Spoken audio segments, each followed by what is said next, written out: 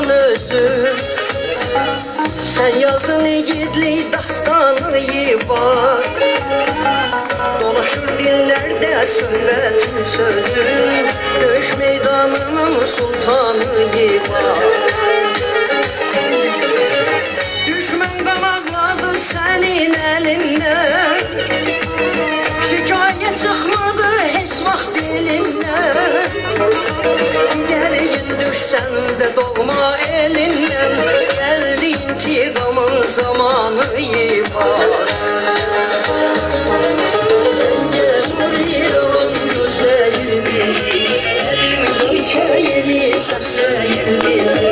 Sefer adım adım izleyin bizi, gözde son kararı fermanı var.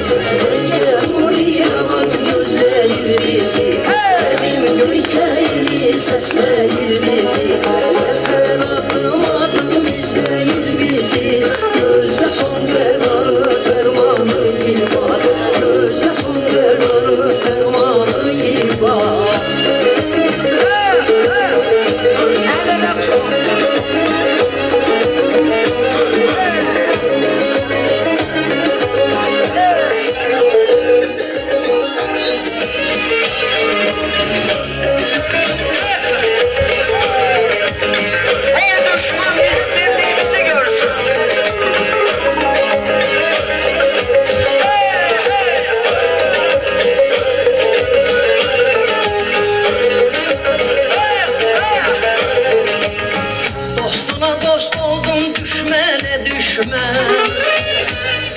Önde adımladım daim her zaman, kesende yolları yağış kar duman.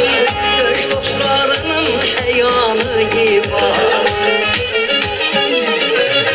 Düşman qanaqladı senin elinden, şikayet çıkmadı heç vaxt dilinden.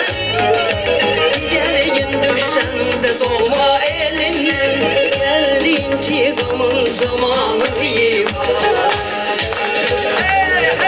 Sen cesur İran güzel bizi, elimin hikayeni sesler bizi. Sefer adım adım izleyin bizi, gözde son kararı fermanı var. Sen cesur İran güzel bizi, elimin hikayeni sesler bizi. Sefer adım adım izleyin bizi, gözde son kararı fermanı var. Gözde son kararı fermanı var.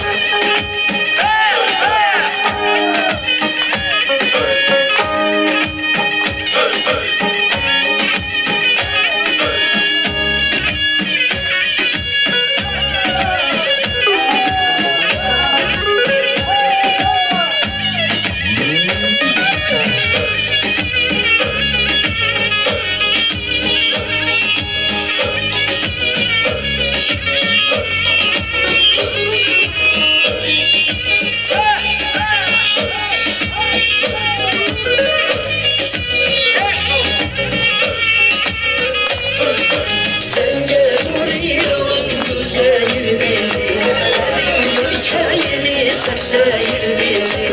Sefer adım adım izleyin bizi, gözde son kararı fermanı var. Sen cesur İran güzel bizi, elimin hikayeni sesler bizi.